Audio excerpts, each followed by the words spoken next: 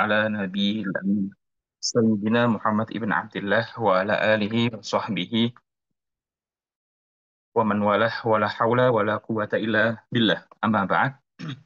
Alhamdulillah, ya, teman-teman sekalian, Alhamdulillah kita dipertemukan kembali, ya, dipertemukan dengan keadaan fisihatin wa'afiyah, diberikan kesehatan dan selalu diberikan ketaatan, ya, rasa nikmat berupa ketaatan untuk terus mencari ridha Allah melalui belajar ilmu agama, salah satunya dengan belajar sejarah kepenulisan tentang Al-Quran. Baik, insya Allah kita akan membahas di halaman 61, melanjutkan pembahasan yang kemarin. Silahkan teman-teman dibuka di halaman 61.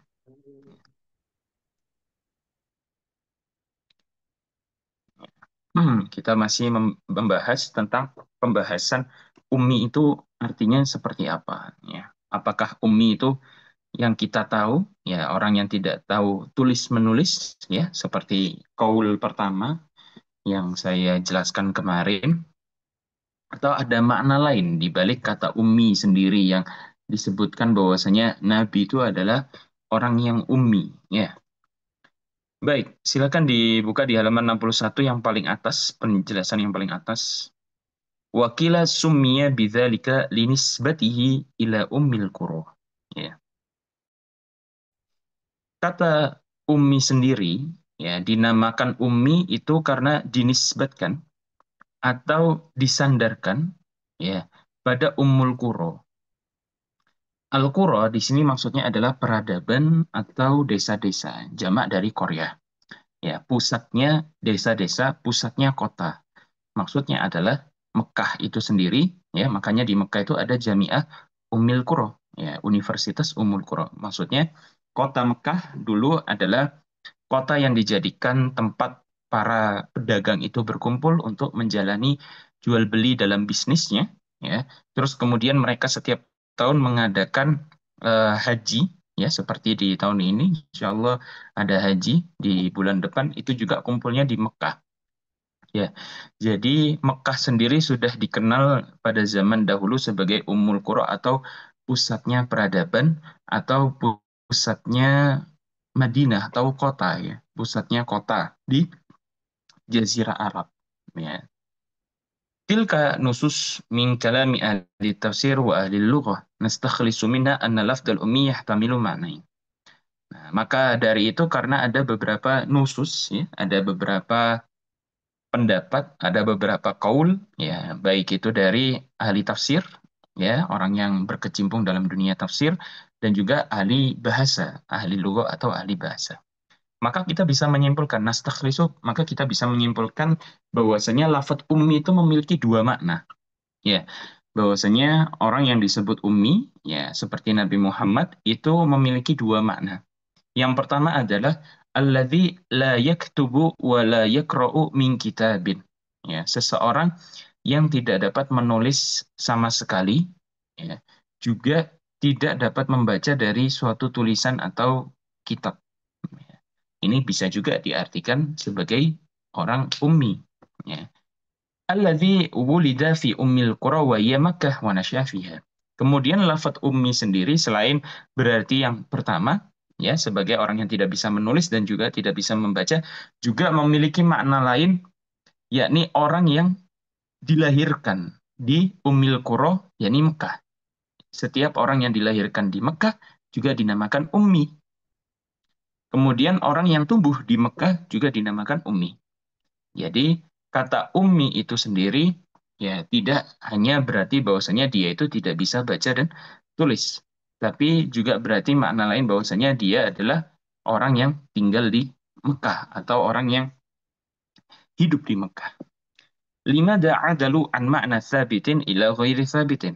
Ya. Kenapa para ahli lugha ini, para ahli tafsir ini mengubah dari makna yang sabit, makna yang tetap, pada makna yang tidak tetap? Ya, maksudnya kola dan kila. Ada pendapat kola itu pendapat yang kuat, ya, kowi, ya. Sedangkan kalau kila, ya, yang tadi itu dilahirkan di Ummul Qura itu pendapat doif. Makanya pakainya kila. Ya, pendapat doif maksudnya pendapat yang lemah gitu. Wahuna yasuru soal. Kemudian di sini akhirnya terbentuk suatu pertanyaan atau eh, terdapat suatu pertanyaan dari orang-orang tersebut. Limada janaha ahlul lughah wa ahlul tafsir fi ta'wilil ayah lil ma'na al-awwali dunal akhar. Kalau begitu, kenapa memalingkan ya orang-orang ahli bahasa dan ahli tafsir ini kenapa memalingkan dalam takwil ayat itu sendiri pada makna yang pertama? Ya, kenapa banyak yang mengartikan bahwasanya ummi itu tidak bisa baca dan tulis? Jarang sekali ada yang mengatakan kata ummi atau lafadz ummi itu untuk orang yang tinggal di Mekah atau orang yang hidup ya tumbuh kembang di Mekah. Ma'annal ma'nal akhar sabit mutahakkik. Nah, padahal lafadz yang lain juga maksudnya ya pendapat yang kedua itu juga sabit. Ya bisa dikatakan pendapat yang tetap, pendapat yang memiliki apa namanya konsistensi. Maksudnya bisa dijadikan dalil. Haitsu inna Nabi sallallahu alaihi wasallam wa ashabahu as-sabiqina al-awwalina kullahum wulidu fi ummil qura. Karena kita juga tahu dalam sejarah peradaban Islam, terus kemudian sejarah para nabi-nabi kita, terutama Nabi Muhammad SAW dalam kitab-kitab sirah, kita menemukan bahwasanya Nabi Muhammad SAW dan para sahabatnya yang awal itu, ya, itu juga mereka dilahirkan di Ummil Qura, yakni kota kota Mekah. Wa nasya'u fi Ummil Qura. Kemudian mereka juga bertumbuh kembang di Ummul Qura, yakni di kota Mekah. Wasakanu fi Ummil Qura. Mereka tinggal di Mekah. Fannabiyu ummi. Maka kalau begitu, Nabi juga disebut ummi. Ya, karena Nabi dan para sahabatnya tinggal di Mekah dengan pendapat yang kedua, ya, siapapun orang yang tinggal di Mekah, siapapun orang yang dilahirkan di Mekah, siapapun orang yang berkembang, ya, bertumbuh di Mekah, maka dia disebut ummi. Wa qaumuhu wa ashabu ummi. Begitu juga para sahabatnya, mereka juga disebut ummi karena mereka banyak juga lahir di kota Mekah. Wa huwa amrun lam yakhtalif fihi itsnan. Ini merupakan suatu perkara yang apa? Dua orang yang tidak dapat berselisih dalam perkara ini. Maksudnya perkara ini ya perkara yang sesuatu yang tidak bisa ditolak atau sesuatu yang tidak perlu diperdebatkan lagi. Ya. Walam yantadah fihi anzan walaysa fihi ayu iskalin min ayyi nahila. Kemudian kita tidak bisa membantahnya dari sisi manapun karena pendapat ini bisa menjadikan dalil kuat untuk kita dalam menjelaskan bahwasanya kata ummi itu tidak hanya berarti orang yang tidak bisa baca dan tulis, tapi kata ummi juga berarti adalah orang yang tinggal di Mekah, orang yang lahir di Mekah, orang yang tumbuh dan berkembang di Mekah. وأما معنى الأول الذي مال إليه أهل التفسير وأهل اللغة والذي وقر في الأذهان وسارت به الركبان فهو معنى لا يخلو من إشكال. Begitu juga makna yang pertama, kata ummi diartikan bahwasanya orang ummi adalah orang yang tidak bisa baca dan tidak bisa menulis. Itu dipakai oleh orang-orang ahli tafsir dan juga para ahli bahasa. Ya. Dan ini juga yang terlintas di pemikiran kita, ya, yang selama ini kita tahu ya makna itu saja. Jarang ada orang yang tahu bahwasanya ummi itu ada makna lain selain makna tersebut. Ya, fa inna min sunnatillahi annahu la yakhtaru lisalati illa qauman mutamayyizin. Tentu Nabi Muhammad Shallallahu Alaihi Wasallam ya tidak bisa apa namanya min sunnatillah daripada sunnahnya Allah atau dari keputusannya Allah, tentu Nabi tidak bisa memilih saya harus mengajar kaum yang mana, saya diturunkan pada kaum yang mana. Pada zaman dahulu bahwasanya ada dua imperium besar atau dua kerajaan besar yang menguasai arah timur dan arah barat, yakni kerajaan Persia di timur dan juga Romawi di barat. Peradaban banyak yang terjadi, ya, banyak terjadi di dua negara ini, baik Persia dan Romawi. Ya, dikenal juga masyarakatnya menjadi masyarakat yang sangat-sangat intelektual, yang sangat paham akan ilmu pengetahuan. Kalaupun Islam diturunkan ke negara Persia dan negara Romawi ini, yang diturunkan kepada orang-orang yang sangat-sangat memiliki rasa intelektual yang sangat tinggi. Tentu Nabi pengen, tentu Nabi ingin Islam diturunkan itu. Biar mereka ini berpikir bahwasanya ketika Nabi mengatakan apa Tuhan kalian, mereka bisa diajak untuk berdebat, mereka bisa diajak untuk bertanya. Ya, memang benar nggak Tuhan itu harus seperti patung? Memang harus Tuhan itu disembah ada penyajiannya? Nah, itu mereka bisa berpikir. Ya, makanya Nabi tidak bisa memilih harus diturunkan di kota apa, diturunkan di negara apa. Ya, makanya Nabi karena beliau adalah orang Arab, ya tentu disuruh dakwah di kota Arab. Wala yakhtar illa may yafuquna ahla zamanihim fi fadlatihim wa kafaatihim. Beliau juga tidak bisa memilih, ya. Selain beliau tidak bisa memilih kepada kaum mana yang beliau dakwai, illa qauman mutamayyizin. Ya. Gak mungkin beliau cuma apa namanya itu pengen ke orang-orang yang tertentu yang pandai-pandai saja yang memiliki banyak kemuliaan gitu. Kemudian beliau juga tidak bisa memilih orang-orang yang apa namanya keren pada zamannya yang untuk diajari agama Islam. Ya, tapi dari sunnahnya Allah kepada Nabi bahwasanya beliau harus menjalankan dakwah ini ke siapapun orang. Ya, baik itu rendah, baik itu memiliki intelektual yang tinggi, atau bisa dikatakan tidak, atau orang kaya atau orang miskin, semuanya terkena oleh dampak dari dakwanya Nabi Muhammad SAW. Haitsu qala ta'ala fi Bani Israel. Ya, seperti apa yang diucapkan Allah Ta'ala tentang Bani Israel. Walaqad najjayna Bani Israel minal adzabil muhin. Sungguh telah kami selamatkan. Ya, muhin di sini maksudnya ahana yuhinu ihanatan yang sangat tercela ya, sangat menghinakan min Fir'aun dari sisi Fir'aun. Diselamatkan dari Fir'aun ketika mau dibunuh di negara Mesir. Innahu kana aliyan minal musrifin. Sesungguhnya Fir'aun itu termasuk adalah orang-orang yang melampaui batas. Ya. Walaqad ikhtarnahum ala ilmin alal alamin. Sungguh telah kami pilihkan atas mereka ala ilmin atas suatu ilmu ya. Kami berikan kepada Bani Israel itu suatu keilmuan ya yang mana alal alamin atas seluruh penjuru dunia ini tidak ada yang bisa menandinginya. Maka kita lihat bahwasanya Bani Israel hingga saat ini mereka memiliki kemampuan luar biasa dalam berbagai macam ilmu pengetahuan. Mulai dari ilmu peternakan, ilmu pertanian, ilmu teknologi, ilmu kedokteran, mereka sangat menguasai bidang-bidang ilmu pengetahuan ini. Ya. Wa atainahum minal ayati ma fihi bala'um mubin. Dan kami berikan kepada mereka minal ayat daripada tanda-tanda, daripada pengetahuan-pengetahuan yang mana di situ juga terdapat bala kalau mereka tidak mau mempelajarinya. Nah, tentu kalau misalnya Nabi Muhammad ya diberikan apa namanya diberikan umat yang eh, keren, umat yang gampang berpikir, umat yang sangat-sangat rasa intelektualnya tinggi. Tentu Nabi Muhammad bisa saja memilih Bani Israel seperti nabi-nabi terdahulu. Ya. Tapi Nabi Muhammad ya, itu diutus kepada sesuatu yang berbeda, yang tidak sama dengan nabi-nabi sebelumnya. Maka dari itu Nabi Muhammad diutus untuk seseorang yang berada di pedalaman, di kota Arab yang tidak apa namanya, tidak terkenal dengan hingar-bingarnya seperti di Romawi dan juga Persia, tapi di tengah-tengah antara Romawi dan Persia.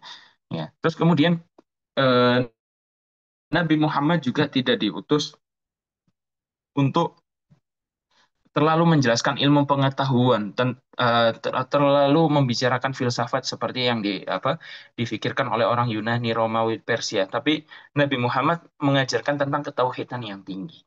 Nah, tentu ini menjadi ciri khas daripada Nabi Muhammad ini mengajarkan pada orang-orang yang ummi. Ya, kalau misalnya Romawi, Persia dengan kemegahan apa namanya imperiumnya, tentu mereka masyarakatnya sudah pintar ya, sudah terdidik karena sistem politik yang ada di negaranya. Karena orang Arab ini sifatnya adalah nomaden berpindah-pindah, orang pedalaman itu berpindah-pindah, ada apa namanya badai apa namanya badai debu pindah ke kota apa ini pindah ini begitu seterusnya akhirnya mereka ini bukan orang-orang yang apa dikatakan memiliki intelektual yang tinggi disitulah Nabi diutus untuk mengajarkan kepada mereka makanya kenapa Nabi dinamakan ummi yang pertama alladzi la yaktub wa la yaqra maksudnya adalah Nabi adalah orang yang mengajarkan pada orang yang tidak bisa baca dan tulis.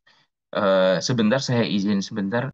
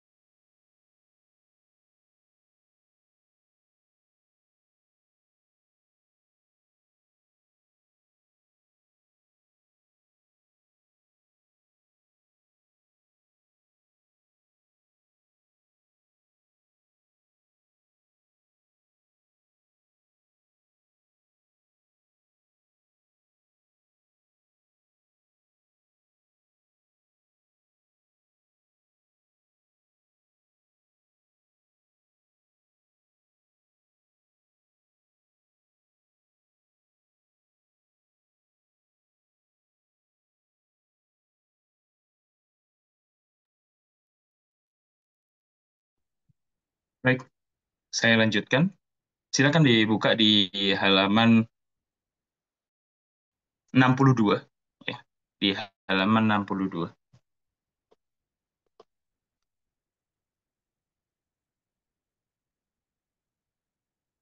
فَإِذَا اخْتَارَ اللَّهُ الْعَرَبَةَ apabila Allah memilih negara Arab. Wahum Banu Ismail. Mereka adalah anak keturunan Nabiullah Ismail alaihissalam.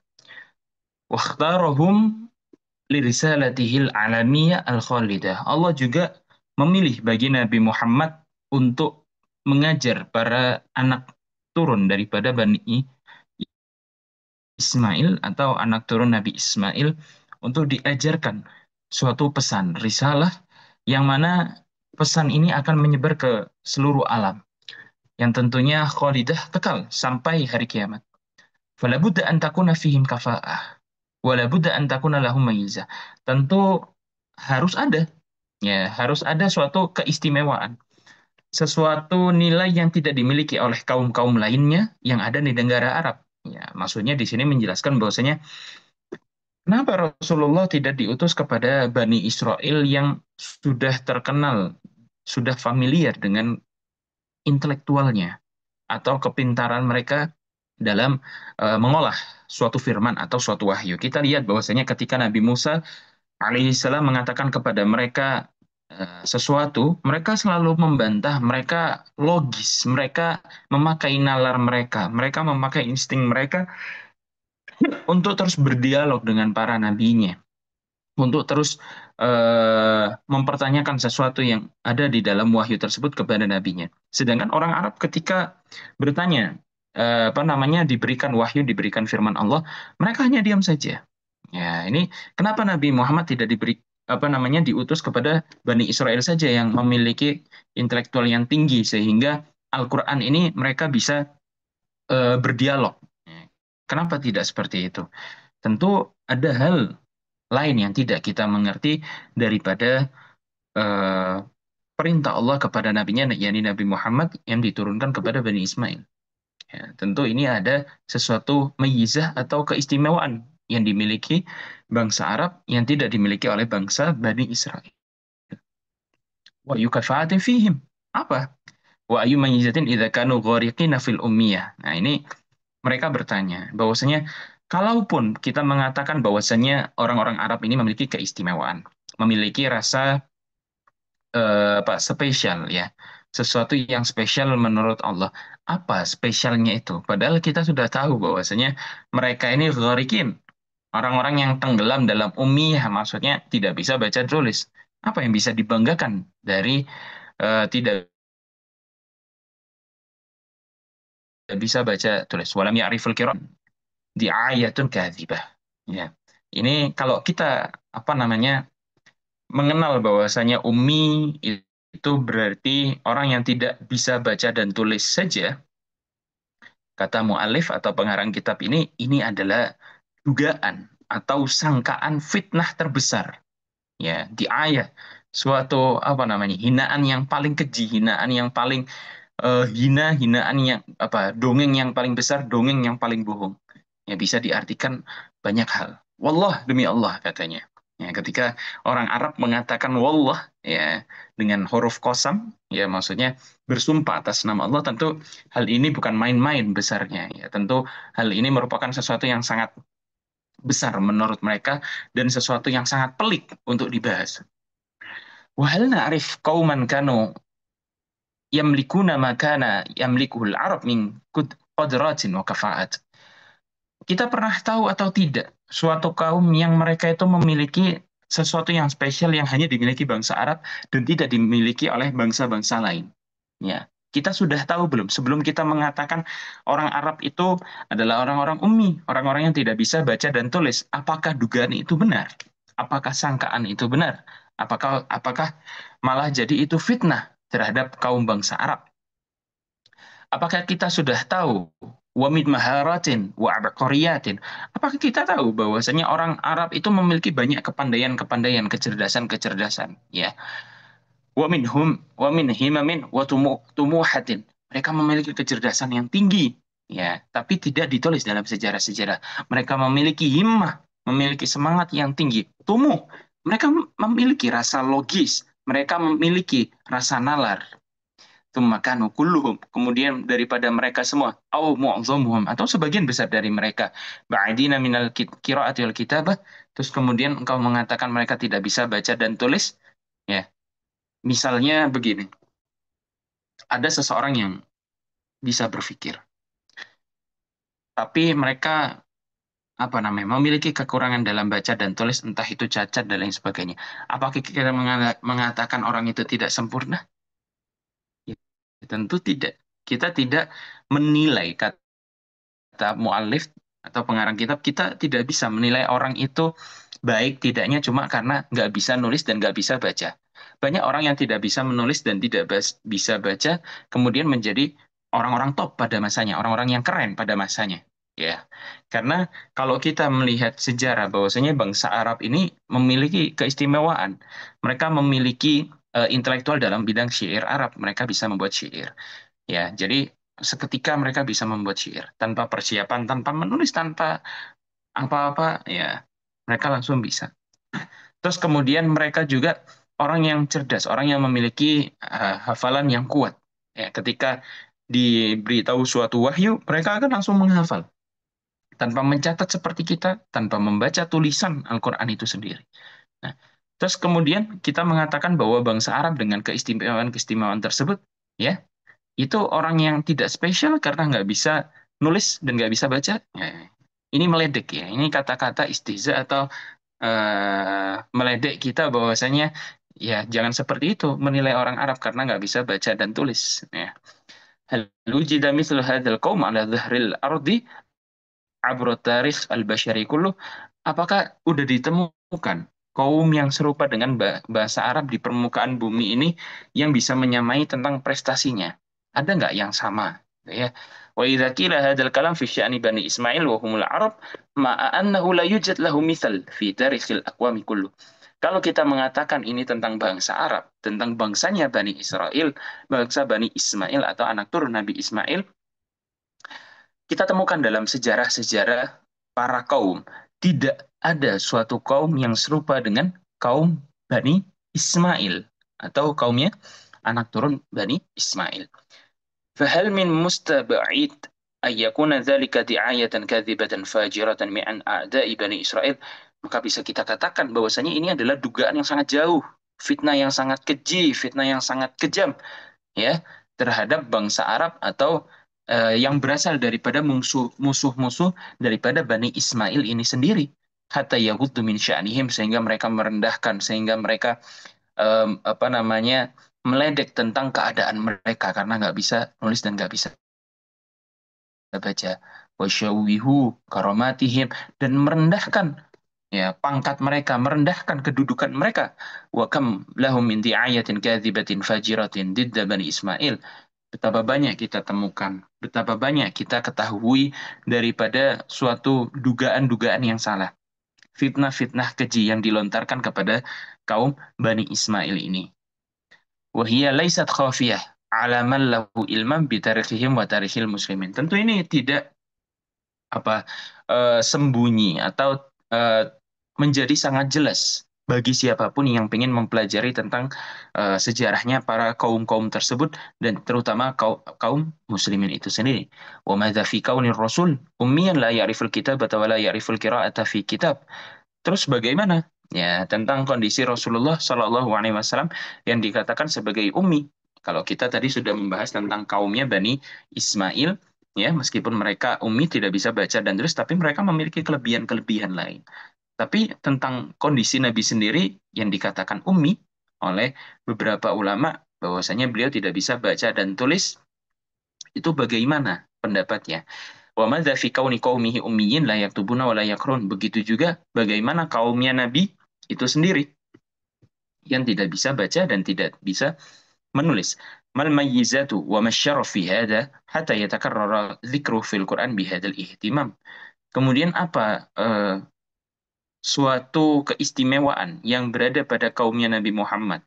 Kemuliaan apa yang ada pada diri Nabi Muhammad dan juga kaumnya sehingga Al-Quran itu selalu mengulang-ulangi tentang kata-kata ummi ini sendiri. Hal kanatil ummiyatu hujjatan 'ala nubuwah. Apakah bisa dikatakan ummi, ya, ummi atas nabi ini merupakan hujjah, dalil atas kenabiannya Nabi Muhammad sallallahu alaihi wasallam. Qad yuqalu, ya, terkadang dikatakan inna ummiyata Rasulillah kanat hujjatan 'ala nubuwwati.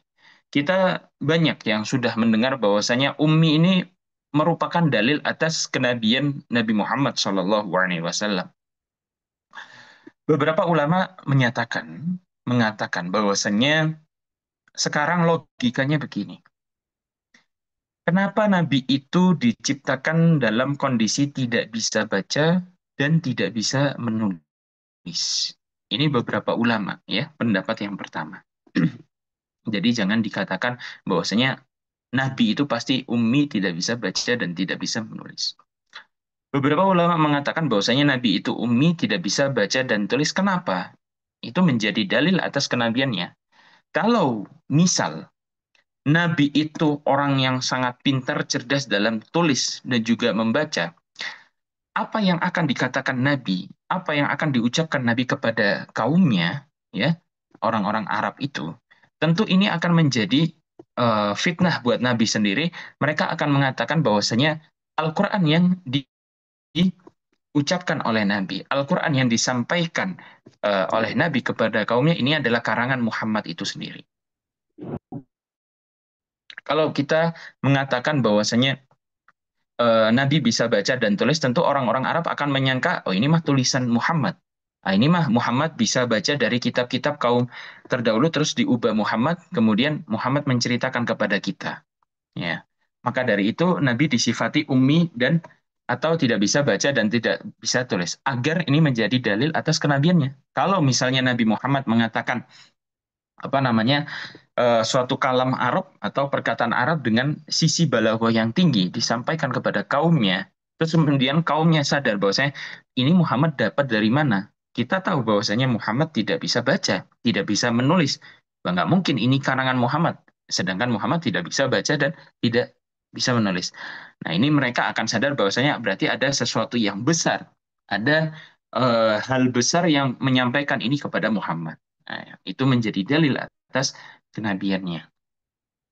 Haitsu ja'a ma ummiyatihi bi kitabin fihi ilmul awwalin wal akhirin. Ya, tentu kita sudah tahu bahwasanya di dalam Al-Qur'an juga ya, meskipun nabi itu ummi, ya, di dalam kitabnya itu terdapat segala ilmu yang berasal dari orang-orang terdahulu dan juga hari akhir nanti.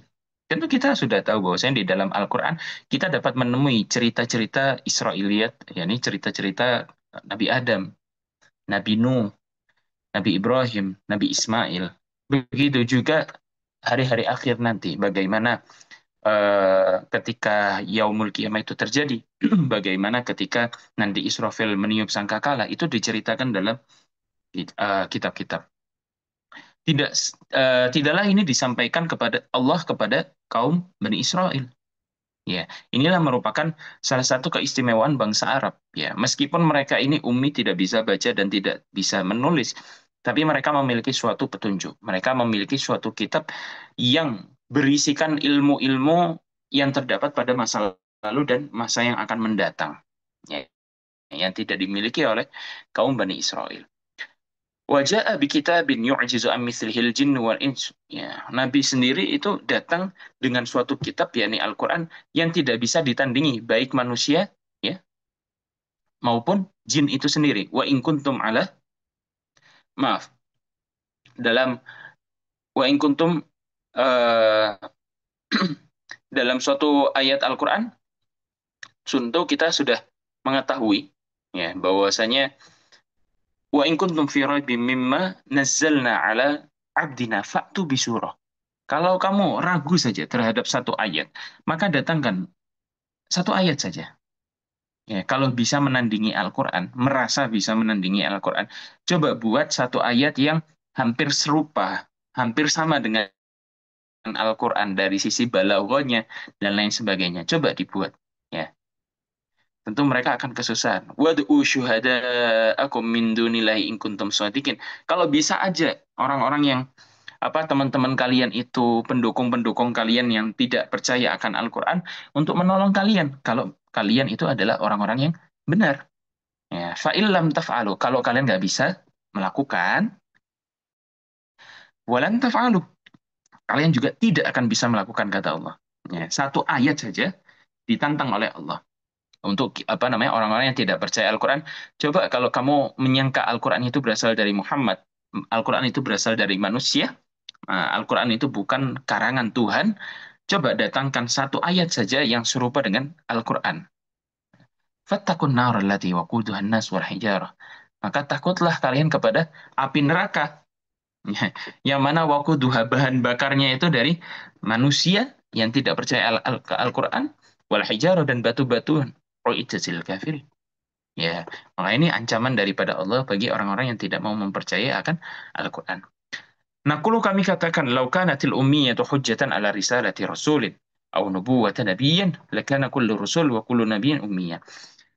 Oke, kata beberapa kaum. Ya, Mu'alif mengatakan, kalau misalnya kita mengatakan bahwasanya ummi ini, ya kalau kita berpikir seperti itu, ummi berarti itu menjadi dalil atas kenabiannya seorang nabi atau kerasulannya seorang rasul. Maka bisa kita katakan kalau semua rasul tuh harus ummi.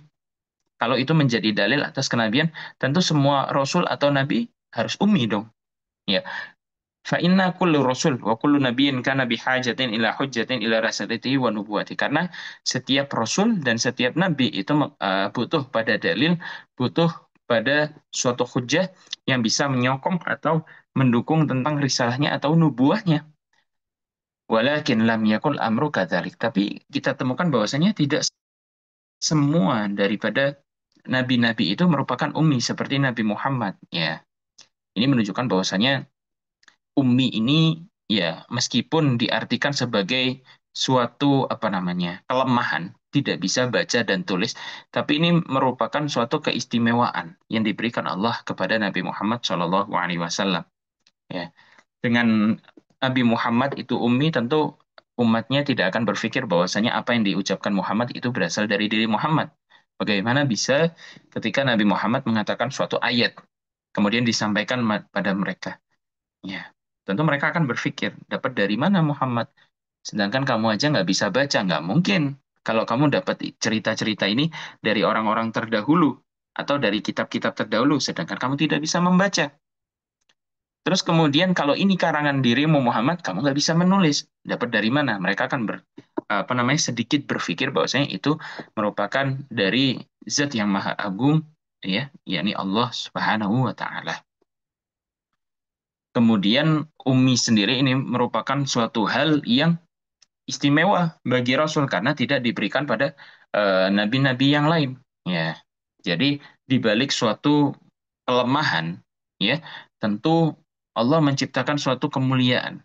Ya, jadi jangan dikira atau jangan disangka bahwasanya kalau kita diberikan kelemahan sama Allah, terus kita nggak punya kekuatan sama sekali atau tidak memiliki kelebihan sama sekali. Ya, misalnya kita dilahirkan oleh Allah Subhanahu wa Ta'ala dalam memiliki kekurangan baik fisik atau mental dan lain sebagainya. Terus kemudian kita, ah Allah ini jahat, Allah ini tidak adil kepada saya, Allah ini nggak sayang sama saya. Tentu Allah akan apa memberikan kelebihan lain ya pada orang tersebut yang tidak dimiliki oleh orang lainnya. Seperti halnya misal kita melihat salah satu ilmuwan seperti Stephen Hawking ya, yang diberikan anugerah oleh Allah intelektual yang tinggi. Tapi pada setengah hidupnya, setengah akhir hidupnya, dia menjalani apa merasakan lumpuh pada semua ototnya sehingga tidak bisa berjalan normal seperti kita manusia biasa. Ya, kita manusia biasa bisa apa namanya berbicara dengan normal. Kita bisa berjalan, kemudian bisa berbicara dengan normal. Sedangkan Stephen Hawking tidak bisa berbicara dan juga berjalan layaknya kita sebagai orang normal. Tetapi di balik kelemahannya itu Allah memberikan anugerah berupa jalan pikiran yang sangat tinggi, ya, rasa imajinasi yang sangat tinggi sehingga dia bisa eh, mengetahui teori Big Bang dan lain sebagainya. Ya, meskipun harus dibantu dengan alat bantu bicara dan lain sebagainya. Ya, jadi jangan dikira di balik kelemahan ini Allah menghinakan kita sebagai manusia.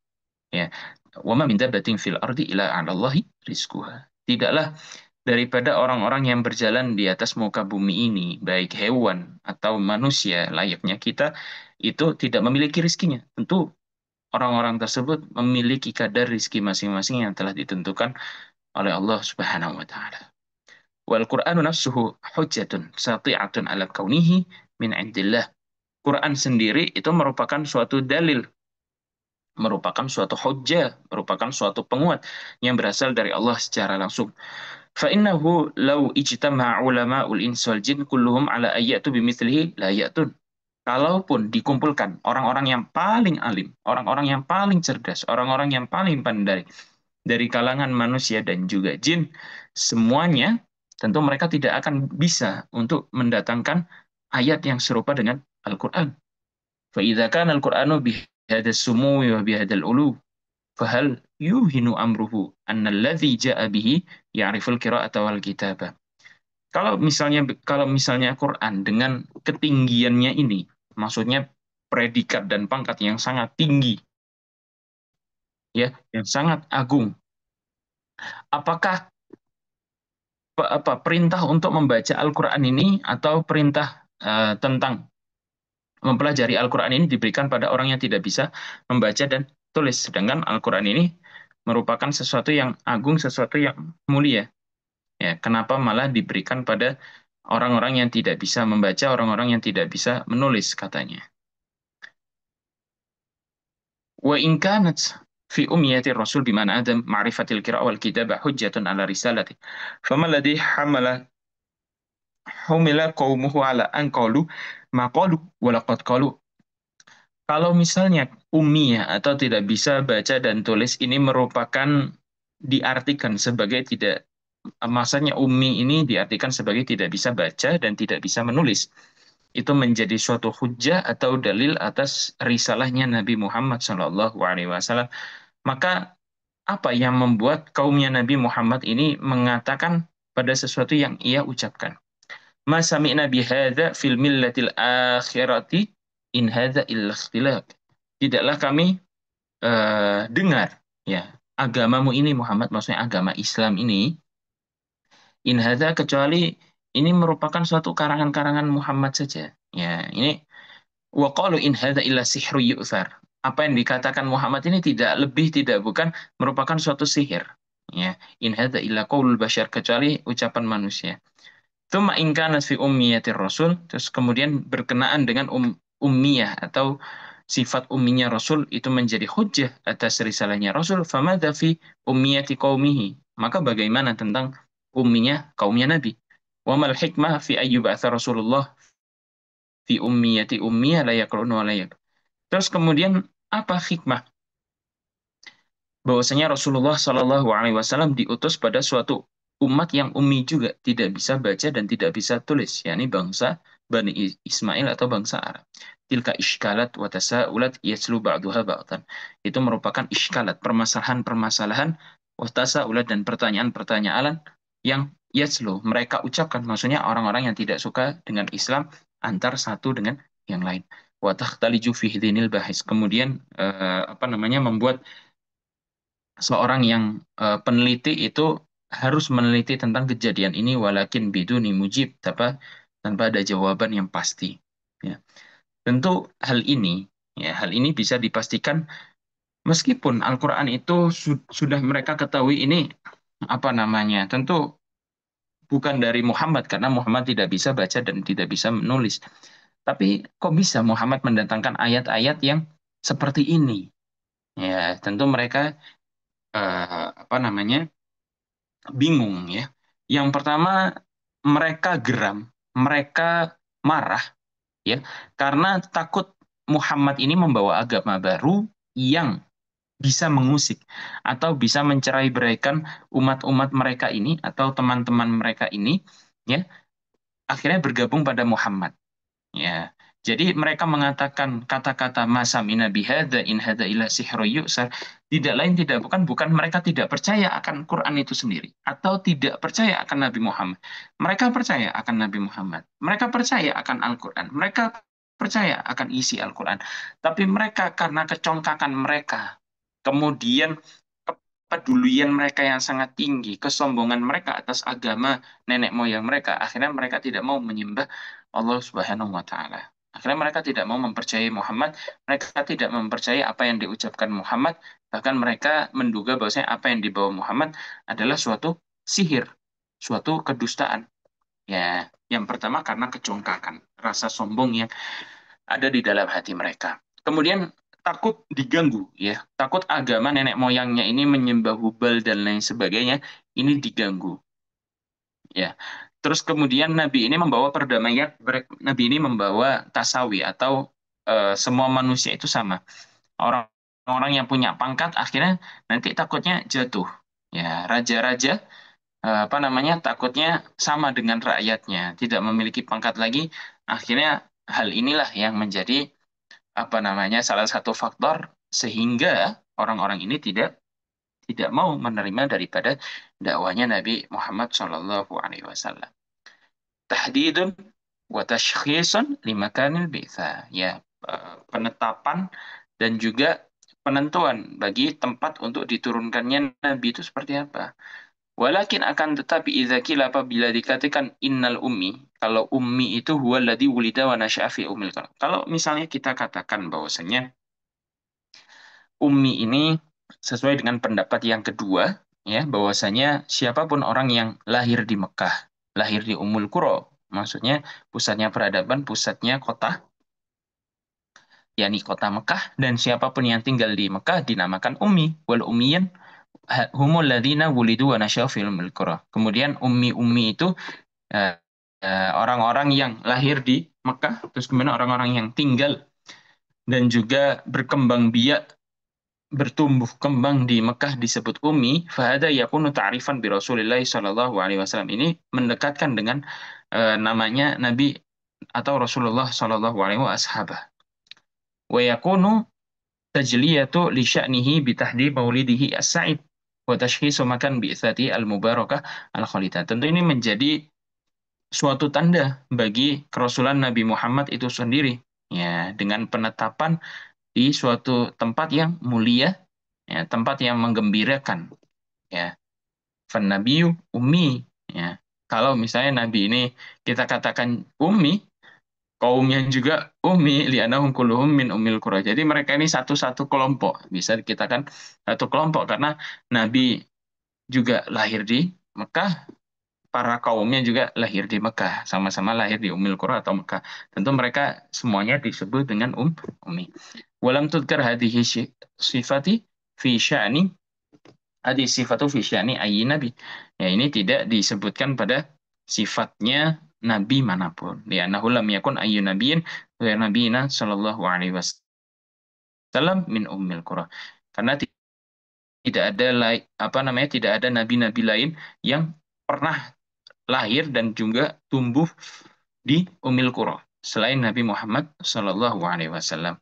Wa kana dzalika rahmatun minallahi ala ibadihi wa tashilan lahum.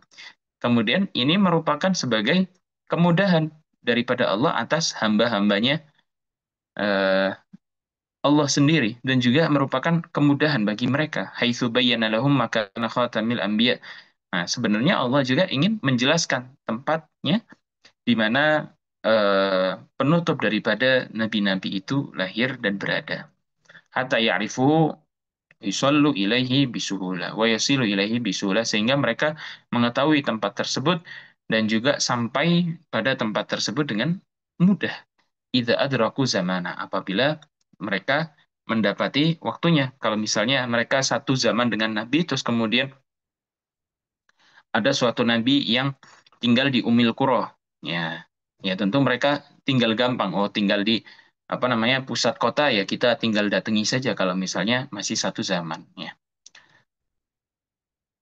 Wa in a'rada anhum muridun wa jahada bihi jahidun. Kalau misalnya ada orang yang menentang Nabi, ada orang yang menyangkal tentang kenabiannya Nabi Muhammad ba'da ma'arafahu wa arafa makanah setelah ia mengetahui Nabi itu sendiri seperti apa. Kemudian mereka tahu tempatnya Nabi itu di mana seperti Nabi Muhammad itu berada di kota Mekah. Terus kemudian mereka tetap tidak mau percaya dan iman kepada Nabi, lam yakun indahu uzrun. Padahal mereka tidak memiliki uzur sama sekali, memiliki pantangan, halangan. Walam takul lahu 'ala Allahi hujjatun yaumal qiyamah. Mereka juga ini nanti pada hari kiamat tidak memiliki dalil apa-apa kalau misalnya ditanya kenapa nggak iman sama Nabi Muhammad Shallallahu Alaihi Wasallam, ya itu berarti masalah Anda, ya kenapa saat itu tidak mau iman, ya padahal Anda diberikan tenaga, Anda diberikan harta, Anda diberikan pikiran untuk berpikir bahwasanya ada nabi yang menyuruh kita beribadah pada Allah, ada nabi yang membacakan kita ayat-ayat Allah, tapi kok kita nggak mau iman sama nabi, kita nggak mau belajar sama nabi, kita nggak mau menemui nabi, ya, untuk menyatakan baiat, ya tentu itu masalahnya bukan ada di nabi, tapi masalahnya ada di kita sendiri. Wa kanat Makkah ma'rufatan bihadzal ism. Kemudian Makkah juga terkenal dengan nama ini. Wal Qur'anu yurakkizu ala hadzal ism.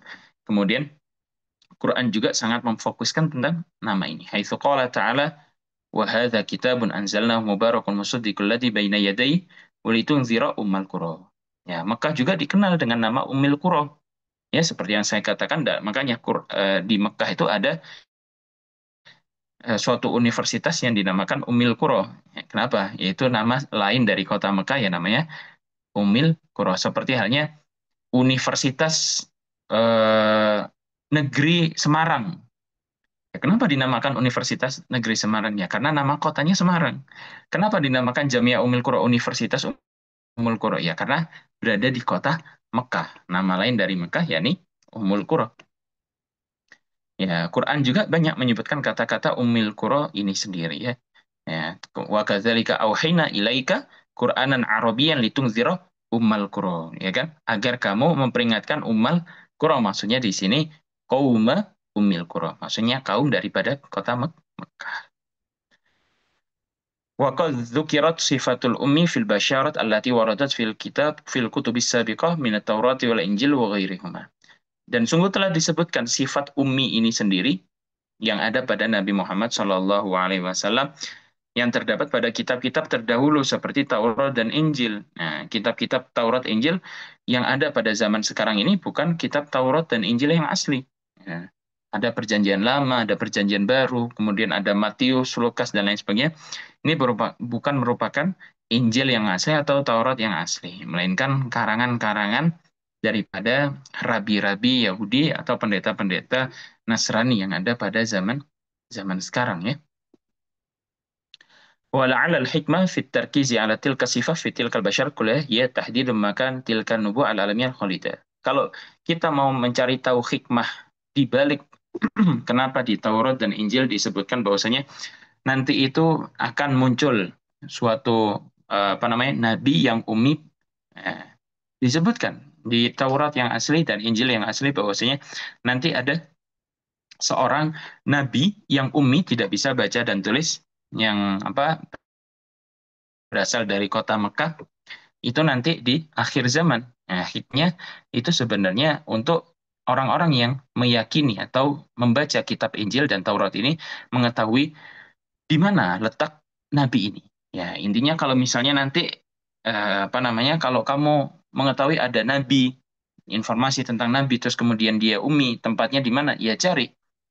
Ya, itu yang maksudnya hikmahnya. Ya, karena dia akan membawa suatu agama terakhir, kemudian membawa suatu dakwah yang tentunya ini kekal.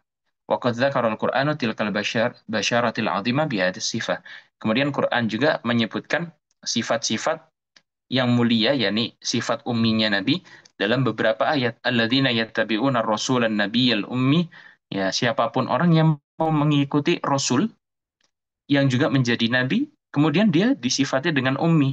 Ya.